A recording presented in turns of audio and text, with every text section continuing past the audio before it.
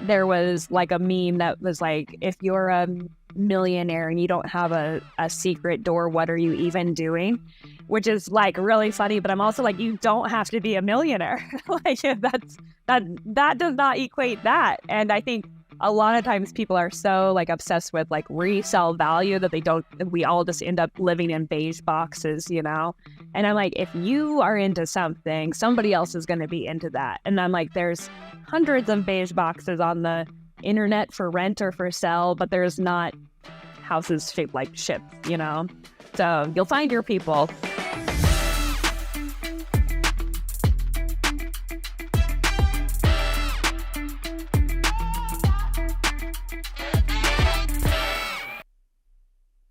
Hello, everyone. Welcome to the podcast today. We have Kristie Wolf is a Airbnb Superhost and the creator of some of the most iconic stays on Airbnb.com. Kristie has built her first tiny house in 2011, way ahead of the curve as a social experiment to live a little bit more simply. And from there, she's handcrafted one-of-kind experiences like her treehouse in Hawaii, an underground hobbit home in Washington, a fire lookout in Idaho Panhandle, and even a potato hotel in her hometown of Boise, Idaho. Her properties have been featured on major publications such as Dwell, Sunset, and Today.com. Kristie is currently launching a new property with LaunchBoom using crowdfunding as well, and we'll get into that. Welcome, Kristie, to the podcast. Thanks for having me, Kevin. Actually took that introduction from your own site, as social experiments in 2011 to live more simply. What does living more simply mean to you, and tell us a little bit more about the backstory behind that and what gave you the idea to do that? Well, so some backstory is I used to pick something every year to give up as kind of a social experiment. So I had done no sugar for a year. That was the hardest, or basically no sweet. You know, there's sugar in everything, but no sweets for a year.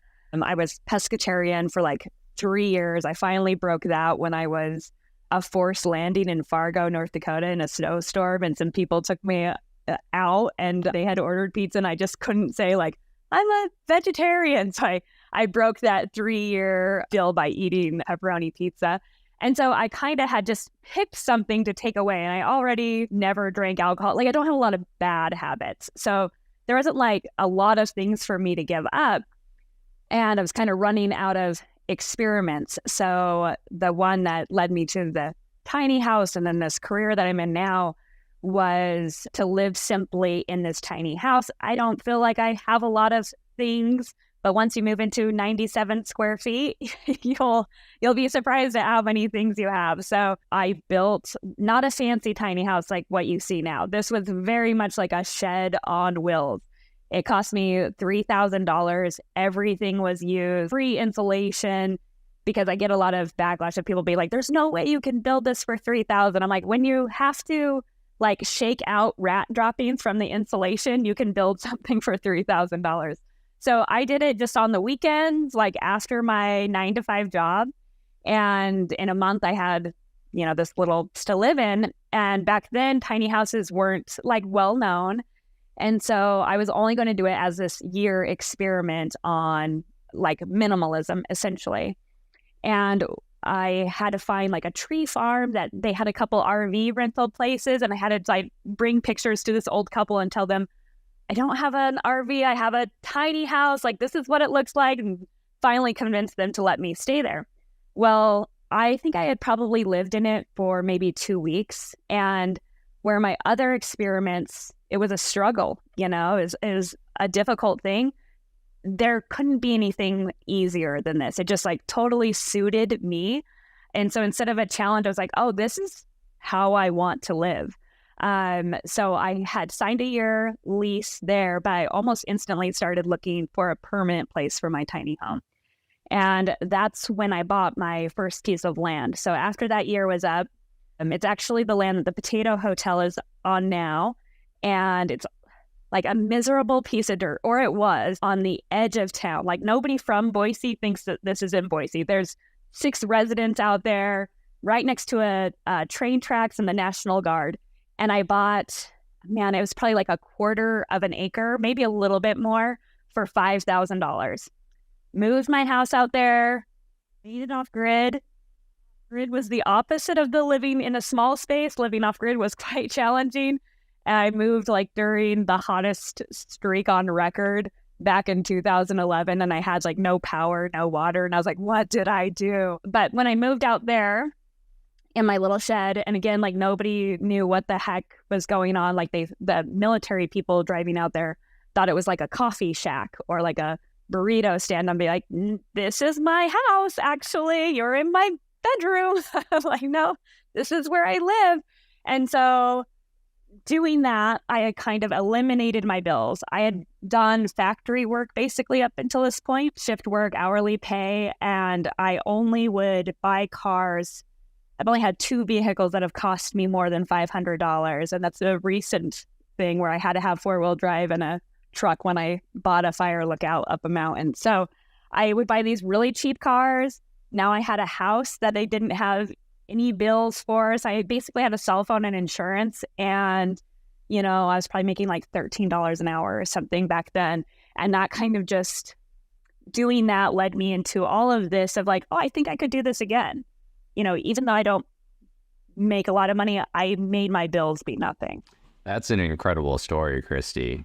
And so what about this like minimalism and the simplicity like kept you want to continue doing that? I feel like for some people, for me particularly, it was like really freeing. I'm super messy. I hate chores. I hate cleaning. And with not having any stuff, it was like really easy to clean up. Really just like, I think you don't realize all of your things and the weight on your shoulders that it carries because you've never not had it. So when I got rid of all those things that I was like, I might use it someday, it just felt so good. And I feel like I needed to be home taking care of XYZ, the lawn or the house or the whatever, because it's so small. Right. And what is your living situation like now? Like, where are you right now? It's a good question. I say I live out of my truck now, so it's even less square footage. But I do have a tiny home in Boise. I'm rarely there. So I'm home about a third of the year in like 2-3 day increments. And then I'm usually living on a build somewhere. So right now I'm in Salmon, Idaho at this property that is called the Shipwreck House. And it was here.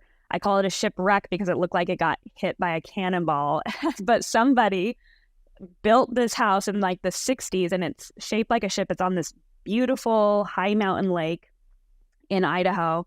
And now since I've done so many weird things, people will send me odd properties. So a friend had sent this to me and I was like, I'm going to go check that out. So a ship wasn't on the list of builds I wanted to do, but I mean, the view's incredible. It's built kind of over the lake, so you couldn't build this close to the water anymore, but because this footprint is grandfathered in. And then it had basically been untouched. It was kind of a time capsule inside. I've changed a lot of things, but the outside was in really rough condition. So since I bought it, I think everybody from the neighborhood has come in and said, I looked at that place, so I don't know, because it is it was quite scary. I'm hoping that I can finish up this spring and have it available. And this will be my first single family property. Usually I just build for couples. So it's been really fun. That's awesome. So how many beds are in the property that you're in right now? So there's 3 floors that are staggered. And the second floor is the kids' room and there's 4 bunks. And then the bottom floor, the whole floor is the master suite. So it'll be like parents and 4 kids. Kristie, you go from spot to spot to spot, site to site to site, working on different sites and working on the builds. How involved are you in the builds and what do you do on a day-to-day basis? I'm basically a one-woman team, so I'm all of the build. So yeah, I do the last 5 years probably. I put about 57,000 miles on my truck every year from driving from the properties. They're mostly in the Pacific Northwest. And that kind of keeps me from doing anything east. I'm like, oh my gosh, I don't know that I can travel that far. And then I'll go to Hawaii a couple times a year. But so basically, like all my stuff, all my tools, everything's in my truck, and I'm just going back and forth. Like either there's an emergency or I'm in this area and I need to switch over from winter to spring, XYZ, on a build like right now. Now at this property, I have Wi-Fi and power, and I have frozen water at the moment, but I do have water. But I didn't have water for like 6 months, so like no bathroom, no shower, none of things. So it's like going to the campground nearby. That's how it is usually. I'm like living at the site, and right about when it gets comfortable is when I'm done and it's ready to rent to other people. I keep telling myself I'm going to do the bathroom first, so I have like a shower. It never works out that way.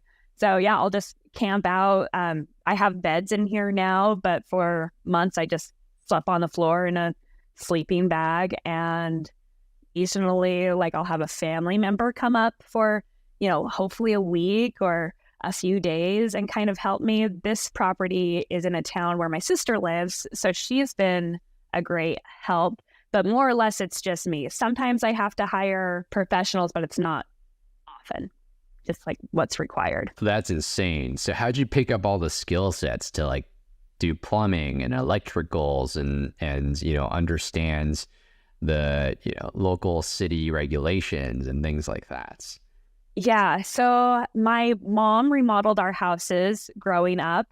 Again, not like what you see on HGTV. We were, my dad was a high school teacher, have a big family. There's 8 of us.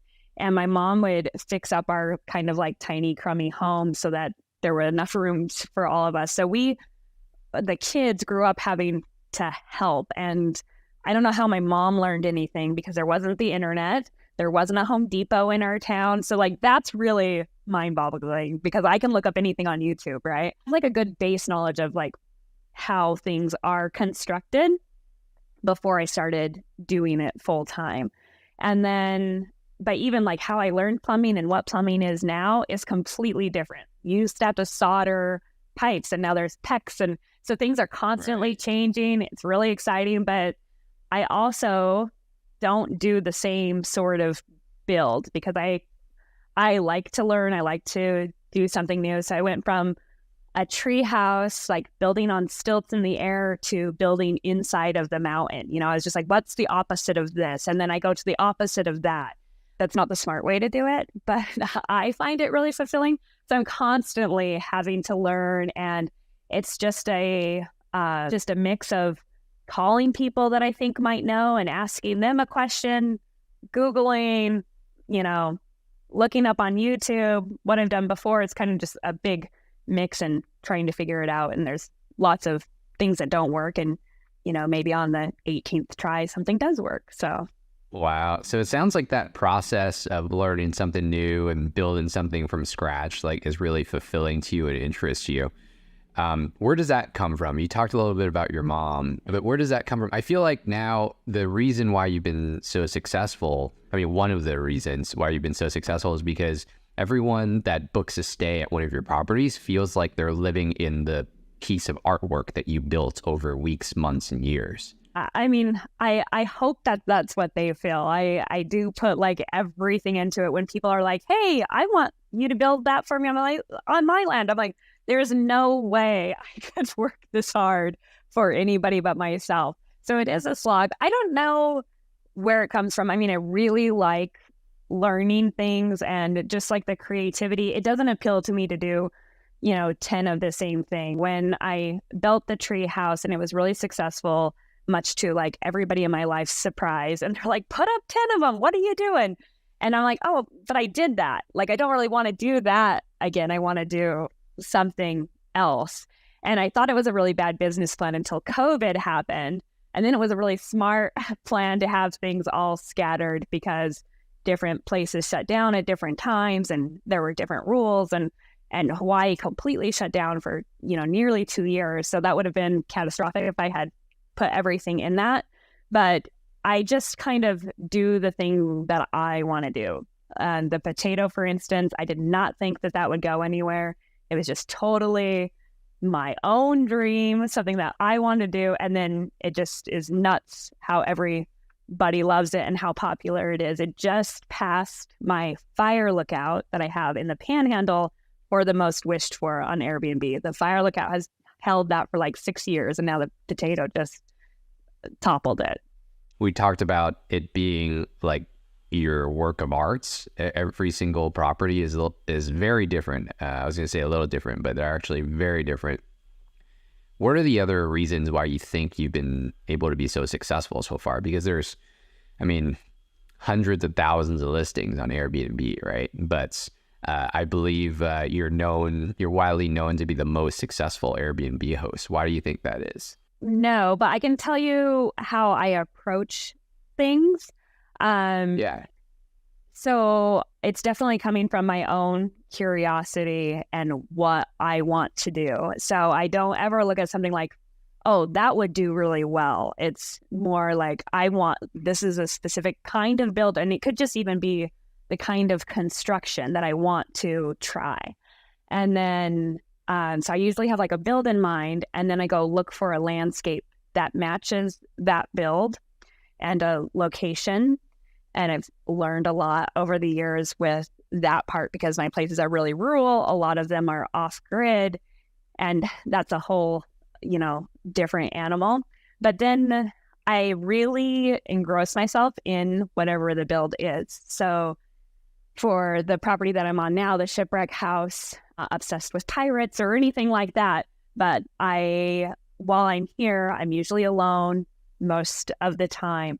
So I'll be listening to like old classics like Treasure Island. I'll watch movies on the thing. I'll just really absorb anything I can that's even tangentially related. Or at the potato, I read books on agriculture, and they could be even fiction books on agriculture, just to be like in that mindset. And so little things will spark in my mind, even if the book has, nothing to really do with this. I might even just like pick up a word that I didn't know and be able to put that in my guidebook. So I think by completely immersing myself in that experience as I do the thing, it pays off. Even though people don't know that stay. Most people that are staying in my places, they have no idea that I build other places. But I think that they can feel that when they're there because it's all the little details that come together. So that's amazing. And I forget if I told you this when we first met in October, but I actually just launched my first Airbnb as well.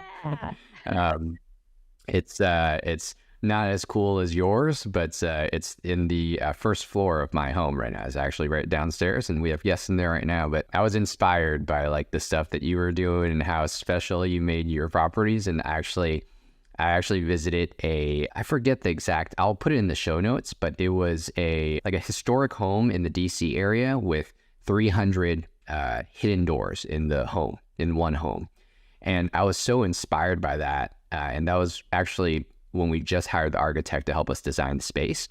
And I was like, we got to put one of those hidden doors into the space. And so now that's sort of like the signature piece or centerpiece of the entire Airbnb unit. Well, what do you have in the room? What do you have behind the hidden door? It is a master suite. Cool. So it's a bedroom with a bathroom. Awesome. Yeah. That's really fun. I'll send you some pictures so you can check it out. That's really cool. Back in the day, Pinterest, there was like a meme that was like, if you're a millionaire and you don't have a secret door, what are you even doing? Which is like really funny, but I'm also like, you don't have to be a millionaire. Like that does not equate that. And I think a lot of times people are so like obsessed with like resale value that we all just end up living in beige boxes, And I'm like, if you are into something, somebody else is going to be into that. And I'm like, there's hundreds of beige boxes on the internet for rent or for sale, but there's not houses shaped like ships, So you'll find your people. Yeah, no, I love that. And it's definitely helped us stand out in the crowded market that is the Bay Area here. So, and we're only 45 days into it so far, but it's been working out really, really well. Cool. So what would you say is a common mistake that you see people make, Kristie, in building a business, building out a Airbnb units, or building out and designing their life? I mean, I think I mean, that's 3 questions there, but I think there are themes to them as well. Right? Some of the things that I see people do, one is not being part of your demographic, like getting into the Airbnb space and wanting to do something unique because you see that the ROI is crazy, but you've never rented a tent or a dome or a whatever before, and you have zero desire to. I'm like, you're not going to be able to pull it off unless you are that person. Now all of my best friends all have Airbnbs because I've kind of like twisted their arm into it. But one of my girlfriends, she finished a basement apartment and she lives in the Tetons here in Idaho. It's a really beautiful place, but it's like zero frills. It's the complete opposite of me, and it's budget friendly, but this is her. She's like, I just want a very clean, no nonsense place when she travels. And that's what she did. And she's booked out solid. But if she was trying to be me and do something, she would totally fail. And I would fail at that as well. So I see people like think like, oh, it's just putting up a tent and you're fine. And then those ones burn out so quickly because it does take more in a lot more than just what they're seeing. And until you're part of that demographic, you're not seeing all of those things. So that, I think, is the first mistake people are building. I think there is some personalities, or maybe even just when you're new to it, that think like, I can research my way out of not having any problems or any costly mistakes. And that's just setting yourself up for failure into a project. Just like know everything is going to go wrong. I don't know what things are going to go wrong, but it's all going to go wrong, you know? And because I don't ever think that something is going to be minimal effort, I like the things that might get other people mad. Like it doesn't even occur to me, you know, getting a flat tire. I'm like, yeah, of course I got a flat tire, you know? So I think like having those expectations for construction, especially if you're going to be doing it yourself, just know like it's very frustrating and things are going to cost more and it's going to take longer. So yeah, I think that sometimes people will research, you know, for 20 hours on the right heater to put in here. And then for whatever reason, that one doesn't work. And then they get really upset and then just seems so much harder. And then I think like the last thing that I see in Airbnbs, I guess I would say that when I'm traveling around, I stay in lots of places, is sometimes people will find a place and then they'll just furnish it completely in like one trip to the store. So they'll go to like a Home Goods or something and fill the whole place with whatever was trendy that month of that store. And I think like you need, like decorating wise, you need to have things that tell a story. Like you should share whatever you're passionate about. Like the artwork should be special. You should have books in a place. You should have some old things in a place. I think when you put, especially if you have a new build and then you fill it with new things, it just feels a little soulless. And so one of the most fun things is picking things up as you go experience the world, that keep adding to your space and making it more personalized. Yeah, that's so cool. So special. And I feel like that's a very stoic philosophy that you had there too, right? Like meditating on everything, or just going into it and knowing that, hey, everything's going to go wrong, but expecting that and knowing that when that does go wrong, that's going to be okay. Where did you get that from? Because I feel like every founder, creator, entrepreneur could like really benefit from that. It's a good question. I mean, maybe it's from being poor for the first, 25 years of my life, like, pretty poor. I still feel very lucky. I had 2 parents. My parents are still together. I've got a great family and stuff, but we did not have means. So like the idea that you were going to have the proper gear for whatever, or it was just very much like an improvised household. One of my sister-in-laws tells a story of my mom babysitting one of the nieces who had a soccer game, and they couldn't find her shin pads. I'm probably getting the words wrong. And so my mom just took magazines and shoved them in her socks and like sent her out onto the field.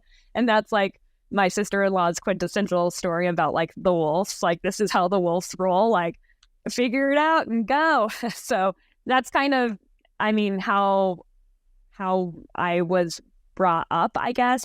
That's what I would attribute it to. However, I don't know. The older I get, I think like everything is nature and not nurture. That's that. I don't know if that's true, but like there's 6 kids in my family. We're all so different, you know? So I can say, you know, my parents let me do whatever I wanted to in my room. My mom's super creative and you know, didn't like shy away from different things. And so maybe that gave me the confidence to do it. But in the end, out of 6 kids, I'm the only one that does this for a living. And I have 4 strong brothers that are much more equipped to do this than me.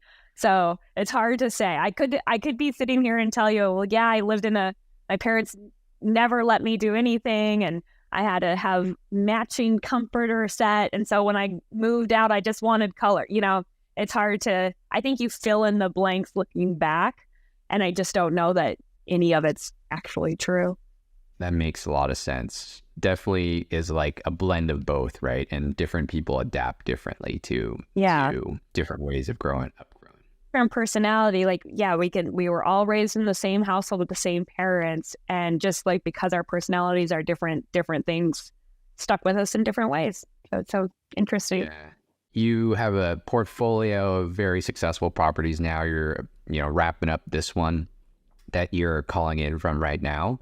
But now we just started working on a crowdfunding project together for your next property. Like, you can talk as much or as little about it as you want. Like, why crowdfunding? And what are the reasons why you decided to approach crowdfunding?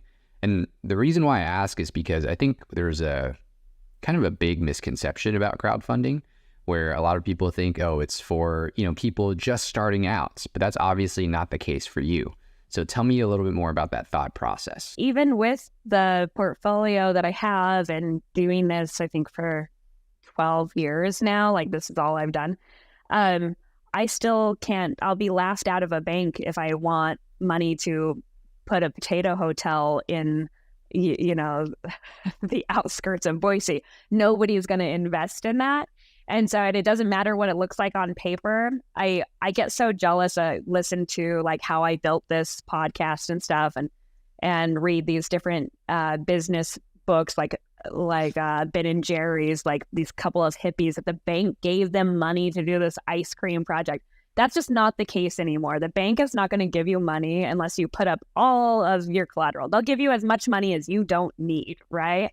And so that's always been hard for me. I mean, I don't come from money. I have built a place, reinvested the profits of that to build my next place. I do all the work myself to keep the costs down. And that's the only way I've been able to do the things that I have. So I think the crowdfunding does a couple of things. Gets you that money so that I could move faster. So if I wasn't able to crowdfund and I was doing this project, which is a kind of a bigger project that is this next build, and I could do it, but I'd have to do it a lot slower in a lot smaller phases. And this would allow me to do it all at once and have a really cool thing in a short amount of time instead of this being a decade-long thing by waiting for the money to come in to do it. And that's the other thing with Airbnb. I love it, but I also have hundreds of thousands of dollars in bookings that are just sitting there, but I don't get the money until the guest stays. So it trickles in every day, but it's not like you get to say, okay, well, I'm going to take that 300,000 and put it into my next build. So that's what I think is really cool about the crowdfunding thing. And I also think I always post my builds on Instagram stories, like kind of document it. And so there's a lot of people that I basically have a community of people that I share that with, other people that are doing these things. So I think it'll be really fun to let them in on a build and be able to be the people that are making this happen. And I also look at it kind of like Shark Tank, like just going on Shark Tank, even if they don't take your thing, it's just marketing, right? So not only do you get to raise the money, but you get to market this place for months before it opens, which I think is really cool. Yeah, I'm so glad you mentioned that, Kristie, because actually I just had another podcast recording with a gentleman named Alex Lieberman, who is the founder and the first CEO of Morning Brew, and now he's the executive chairman. And he talks a lot about building in public, and how that led to him finding an operator for his business, and him finding a partner like LaunchBoom, and him finding his attorneys that help set up his LLC, etc.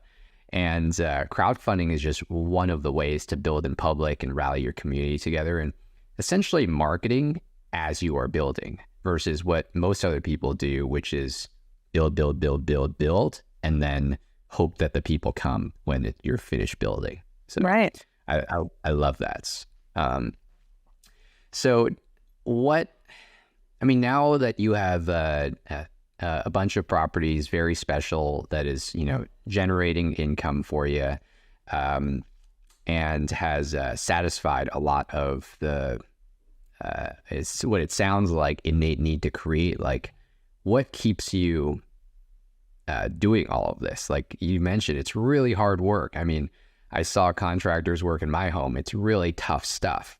Why do you keep doing this? I'd say, like, as long as it's still fun and I am physically able to do it, I think I'll do it. There's also so many other things that I would love to do. What I love about Airbnb is that it touches on so much of like my ADD brain. I'm not ADD. I don't know if I'm ADD, undiagnosed, but like I have so many passions. And so like being able to do the build, work with my hands, being able to do marketing, I really like that. The customer service and hospitality part is like, after you're all done, you still get to do this and create this whole guest experience. And, people get engaged and married and have baby moons at my house and stuff. So like just being able to be involved in these like special times in their lives, I don't know what other career I could do that would hit on so many of those things. So for now, I'm going to keep doing this until, I find something else, I get bored, or I just physically can't. But so far, it's been about 12 years, and it's been really fun. That's beautiful. So from the outside looking in, people might say, wow, Kristie started from nothing, but she's so successful now. Every time she, steps up, she knocks it out of the park every time, right? And obviously that is not true. Like, having built a business myself before and working with a lot of business owners, I mean, it's just a lot of many failures along the way that you overcome, right? Like what we talked about earlier, you go into them expecting those many failures along the way. Can you tell the audience and myself a little bit of like a scenario where you had a pivotal moment in your life where it's looked like a major failure at the time, but ultimately shaped you positively down the line? Painful ones. I still haven't seen the silver lining of. There's still a lot of failures that hurt. And it is like, it's enjoyable, but it is a slog, it definitely it is a constant like, well, that didn't work, and going on. The thing that is the most difficult for me is working with different counties and cities and trying to build something unique. That's just not how the building code is set up, is not for unique things. That's definitely the hardest. And it's not even really the building, it's the zoning. So planning and zoning when you're doing this. And I've worked with lots of different ones. There's a very big ranges of how helpful and or not helpful they can be. That's definitely the hardest. So when I think about like what was the most painful part, when I had done the potato. So I used to be a spokesperson for Idaho potatoes. It was kind of a joke that completely changed my life. So I for a job at a potato factory in my early 20s. I thought it was going to be temporary. I mean, it was temporary. I worked there for about a year, maybe a year and a half. But they were like, I don't think you're going to fit in here. And I was like, tell me why. And the interviewer was like, didn't you say you owned a clothing store? Which I had. And I had a partner and he got divorced. And so we had to close it down. Thought it was going to be temporary. I made a list of places I wanted to work. The first one was a library. Found out very quickly you had to have a library science degree. I'm like a high school dropout. Thought that was silly. And my next one was working at a potato factory because I grew up around, I'm Idaho born. I grew up around like getting out of school for harvest time. But my dad's a teacher, so I never worked harvest. And so I was like, and I've read all of the books of J.R. Simplot and stuff like that. So I'm like, I want to work at this potato factory. And I really like the factory work. So when I had talked to that interviewer, that I thought I crushed the interview, and then I got no call back. And I was asking him, he's like, didn't you like sell high heels? I'm like, I owned a clothing store. It's kind of different. He's like, we have really long shifts here. I'm like, entrepreneurs work more than 3 days a week. I can handle that. And so we went through all the list, and then I think they gave me like the worst job at the factory, thinking I would not last very long. Anyways, I'm a big potato fanatic. At the time, I was doing some social media work for a couple of companies, and some friends saw an ad that we have this huge semi truck that has a giant 6-ton potato on it, travels all around the country, and you go do fun stuff and talk to people about potatoes. It's just like a rolling spectacle. That's the whole job. You're like a paid tourist. And so somebody sent it to me like, haha, this is so you. And I was like, I'm absolutely applying for that. And so I went out 2014, I think. And the truck was only supposed to go for a year, and it kept going because it was crazy popular. And it's still on the road today. But because I thought it was going to be retired, I'm like, I could make this potato into a hotel. And at that time, I built my treehouse between tours.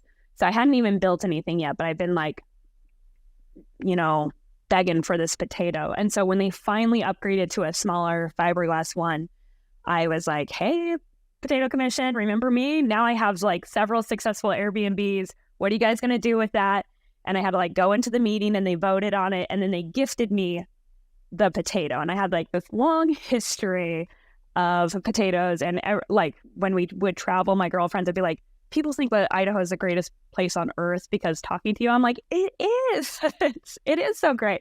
And so the Potato Commission ended up like when we launched it on Earth Day, I think in 2019, they track everything online. And so just on news coverage, they got the equivalent to like $2 million of press in the first week with doing this thing. So again, I thought I'm going to have to charge less. This one, all my other places have spectacular views and are really beautiful. And this is a russet potato by train tracks. And it just like went gangbusters. Never could have predicted it. So I think just, following what I want to be doing and think like, is this something that I want to do for the next 6 months? And then if the answer is yes, I just go and do that thing and hope that there will be others that buy in to that. Yeah. The authenticity and building for yourself. I think, I asked you like, what are the mistakes that you see people make in business and in life, et cetera. I feel like a lot of people do things for not to satiate their inner like longing, but like for other people or for money or whatever reasons they might have, but not necessarily for themselves. So I feel like that's a really fantastic example of it. People come to me with like ideas of like, oh, well, we want to build XYZ, and like, just you'll make so much money, and then you can I'm like, then I can do exactly what I'm doing. I'm not going to be sidetracked. I get to do the thing that I want to do. So why would I pivot? Because even if I had all the money, I would still be using it all for this thing. You would be doing what you're doing now anyway, so why not just keep doing that? Right. So what does a great day look like for you, Kristie? I have a very much routine because I'm on the move so much. best that I can hope for is, I'll go on a walk with my dog, typically do that every day. Because I'm in such rural areas, there's not a lot of food and I'm a really picky eater. And then lots of times I don't have water and stuff to be able to cook myself. So at some point in the day, I'll go into town and get a meal. So I'm just eating that once. So good food, a walk, if the weather is good, that's amazing. But things that I love the most is when I come up with a new idea or a way to do something and then spend so much time researching and reaching out to people and figuring out how I can make this thing a reality. The recent ones is this cocoon cottage that I have on the Oregon coast. I had completely thought I would embrace it being in Oregon and do Pendleton stuff, Oregon brand things.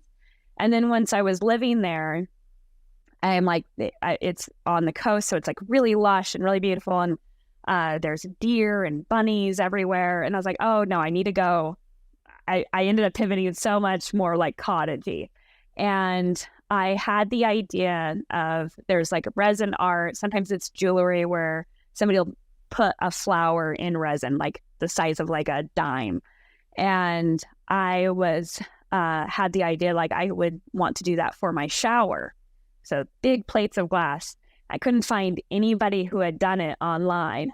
And so I was reaching out to people on Etsy, people that did resin stuff, and everyone is good luck, And so, but having that idea and then spending hours, probably all day, trying to figure out how I could do it, that's the best day ever.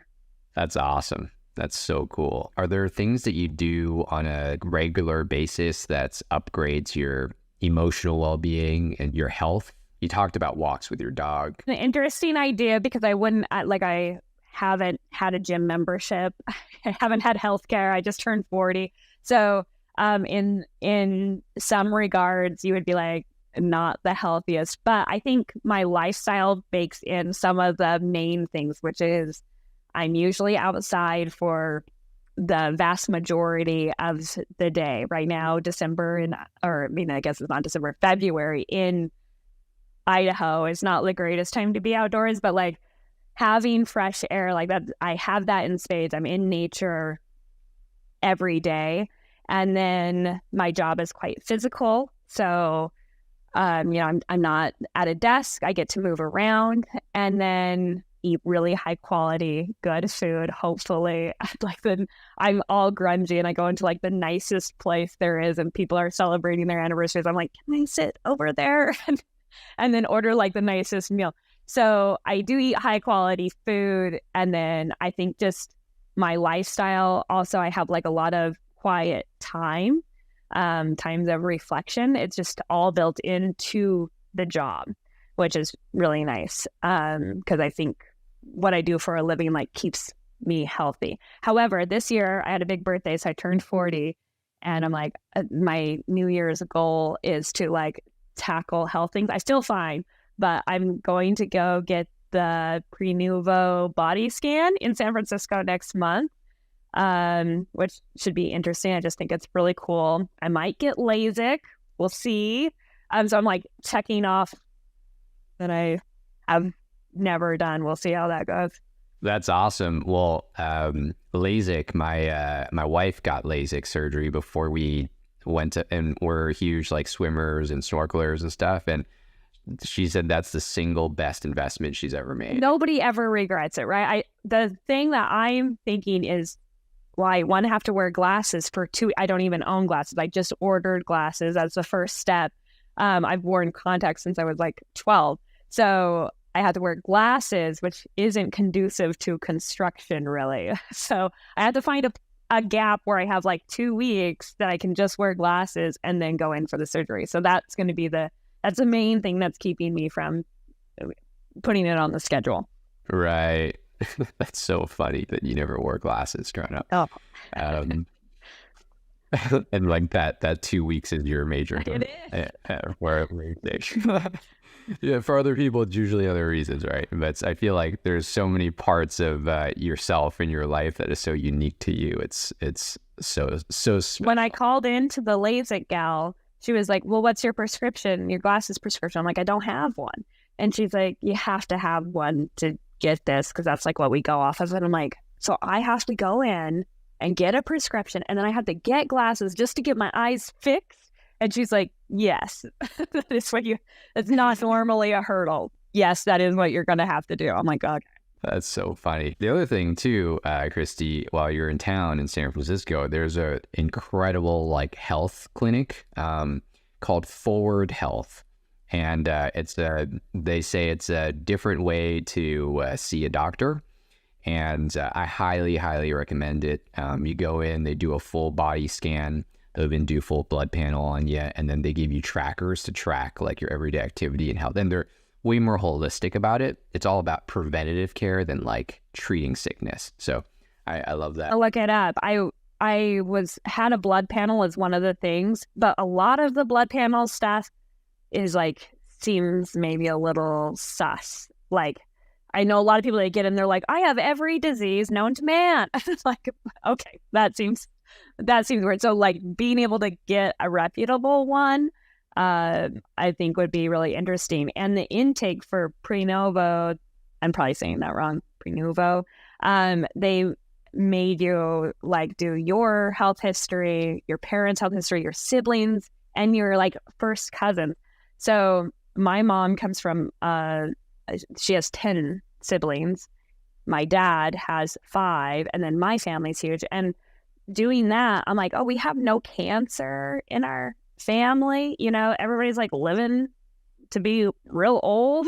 So I'm like, and not the healthiest lifestyles.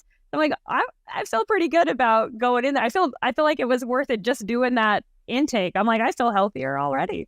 Yeah, so much of it is in your head too. So that's awesome. Yeah, no, I think I actually got a blood panel done recently too, and the doctor kind of just went through and said, oh, good, you're within the range. But like, well, what does it mean? Like, where am I in the range, and how can I further improve it? You know, for like my body weight, my age, exactly. You know, like I feel like that is much more important. Like by the time I'm out of the range, it's a little right. Yeah, where am I slipping? What can I do to improve? For sure, that's exciting. Exactly. I'm excited for you too, for LASIK, knowing how much of a positive impact that it had on my wife, and then, you know, just for the health checkup as well, to give you that extra confidence boost. So we're almost up on time here. I feel like I talked to you forever, Kristie. Really, really appreciate you like sharing your time and like your insights and your knowledge with all of the different listeners here at LaunchBoom. A couple other questions before we wrap up. Are there any books, YouTube videos, or pieces of content that you would say has really impacted your life? I love books. You know, since I'm on the road so much, since I'm alone so much, I listen to Audible like crazy.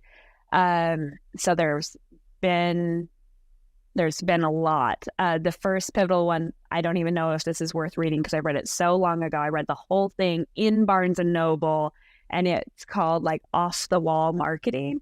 And it was just like a book having all these creative marketing things. So it's just like thousands of creative things. And that like really opened my eyes to be like, oh, I love marketing. I am really interested in that. And like the more creative, the better. Work Week was really pivotal when that came out. And I think probably I can't remember which one I read first, Vagabonding or 4-Hour Work Week, but the idea, because being like a poor kid, I think a lot of poor kids are like, I'm going to be rich, you know, like that is a huge motivator so that you can like take care of everybody. But in Rolf Potts' Vagabonding, he talks like you don't want to be a millionaire, you want to live like a millionaire. Now, $1 million is not crazy, right? But that crazy, I guess. Not that inconceivable, but the idea. And so I don't know which book it was, but like thinking about what my rich life would be. And it was like, oh, I'd have a house cleaner.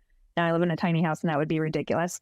I'd be embarrassed to just ask somebody to clean that, even though I still might need it. And then like my other big thing was like taking my girlfriends on trips, which now I get to do like really cultivated creative trips, and they get to just show up and it's really fun.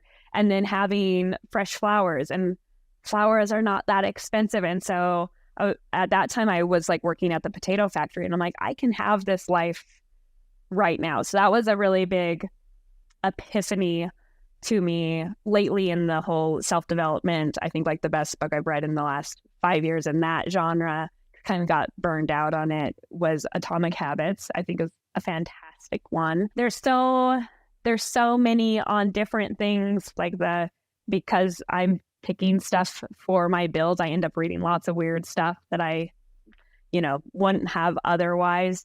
So, yeah, it's hard to do this. I just listened to a book on my drive out here yesterday that was called Unreasonable Hospitality. And it's about the restaurant business, but there's not a lot of books about hospitality in the Airbnb sense. There's a couple hotel books. There's quite a few books by chefs. And I find that there's like a lot of overlap to be gained there, and they're creating an experience. It's kind of the same thing. So, yeah, some of them. That's wonderful. That's wonderful. What's funny, Kristie, is like the 4-hour work week is what kickstarted the start of my last business as well. And it was, I'm first generation, so growing up very similar to probably the way that you grew up, with very little, and want to be, financially stable, not even to be super rich or anything, just to be financially stable. And like the way that the book was marketed, it was like, oh, you could actually, financial stability or financial freedom can be reached in a fairly reasonable way. And I think if obviously it ended up being way more than 4 hours a week, but if it did anything for me, it sounds like it did for you too, is like it just puts you into a more abundant mindset, because now hey, like this is my dream lifestyle. I can actually have that without working for 40 years and needing to get to retirement before I do those things. And I think that's like a lot of the overlapping theme between vagabonding and the 4-hour work. It's that reframing. I think anybody that's a huge fan of it, I don't know anybody that works 4 hours actually. Work way more than anybody that has a job. But I do think that reframing of, like that when he talks about, well, when you're retired, what are you going to do anyway? And so it's just like living in, this is what I want to be doing, like that was a huge shift for me. And then, yeah, realizing like, can you do the things? Also, one of my very earliest dreams was to be able to have houses in different locations, which again, you would think that you would have to be super duper rich. And now I actually do have houses in lots of beautiful locations all over. And it's in such a different way, because when I was dreaming of that, Airbnb wasn't a thing, Kristie, again, really appreciate your time today and like your vulnerability and willingness to share so much publicly. Where can listeners and people find you online? You have a free course on YouTube, and they could find that at kristiewolf.com. It's Wolf with an E at the end, right?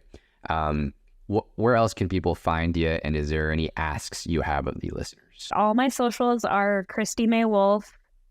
Each name has an E on the end. Probably most active on TikTok now. And contrary to, I think, what everybody thinks, I love social media.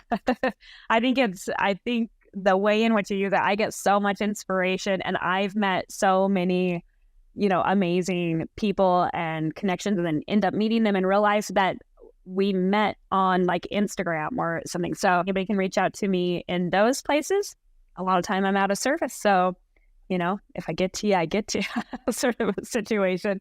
As far as asks, I have an ask. I think like what my overall like message would be is to like build your life however you want. I live like a pretty unconventional life compared to my friends, and it's perfect for me. And the thing that I think I get the most like question wise online is it kind of seems like people are just like wanting me to give them permission to do the crazy thing that they've been wanting to do. And I'm like, you don't need permission. Like, nobody is there to give you permission. You can just actually do the thing. Like, we're adults. I tell my nieces all the time, I'm like, oh my gosh, you're going to love being an adult. You can just do whatever you want. And I think like sometimes people have like so much responsibilities and stuff that they don't realize like, yeah, you get to just, I mean, you can have dessert for breakfast. You get to do whatever you want. And it seems like a lot of people are keeping themselves in boxes that are totally unnecessary. That is beautiful, Kristie. What's a message? And it's looking at my phone right now because there's a podcast, from the Tim Ferriss show that I listened to recently from the famed explorer Wade Davis. And he said exactly that. People reach out to people like yourself and Wade Davis all the time saying, hey, this is my idea, or this is my product, or this is my, property that I'm going to build. What do you think? And people are just asking for affirmation, really, to give them permission to do what they like really internally want to do. So I really love that, Kristie, and thank you for hitting that point home. It's wonderful. Well, this was really fun. Thank you for having me. I'm excited about your podcast. I can't wait to listen to everybody else. Yeah, thank you.